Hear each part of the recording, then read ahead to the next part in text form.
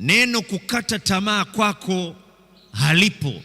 Kuna fungu moja liko kitabu cha Mithali linasema, mwenye haki wangu anaanguka mara 7 na kila anapoanguka anainuka. Na namba 7 katika maandiko ni namba ya ukamilifu. Mjasiriamali, sifa nyingine ya mjasiriamali ni mtu ambaye anaanzisha mambo, ni mtu ambaye ni mbunifu, ni mtu ambaye anaweza akaleta kitu kipya. Mjasiriamali sio mtu anayesubiri watu wengine waanzishe kitu alafu yeye aige. Yaani kuna watu wameanzisha biashara na yeye anaiga. Mjasiriamali unaweza akakuta mahali hapa kuna msitu, hakuna barabara, yeye ndo akawa wa kwanza wa kutengeneza barabara mahali ambapo kulikuwa hakuna barabara.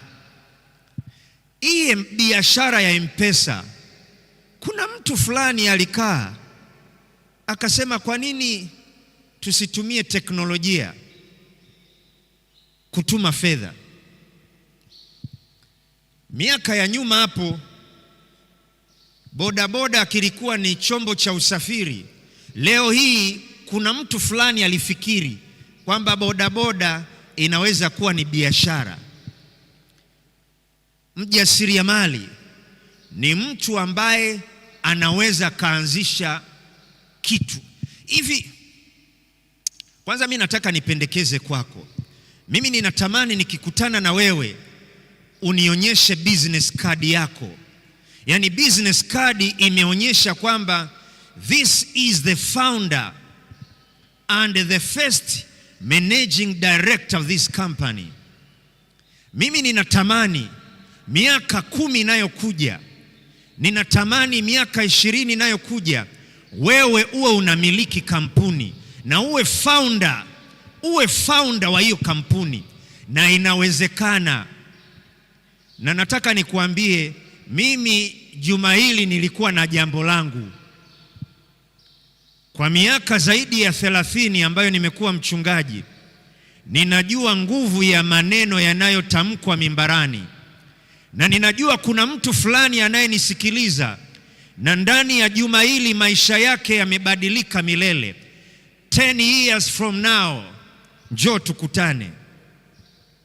Ndani ya juma hili kuna mbegu ambayo imepandwa, na nataka nikuambie, ndani ya juma hili anza kupambana. Tukutane miaka 5, miaka 10 toka sasa hivi. Kuna kitu Yesu atakuwa amefanya katika maisha yako. Na mimi nimepanda kwenye mimbara hii juma hili nikiwa na ajenda kubwa moja. Ninaomba Mungu afungue madirisha mbinguni. Yule Mungu ambaye ameniita nimtumikie, ninamuomba Mungu afungue madirisha mbinguni na akumwagie mibaraka tele, na hata isiwepo nafasi ya kutosha. Na ninaamini kwa mamlaka ya neno la Mungu litatokea katika maisha yako.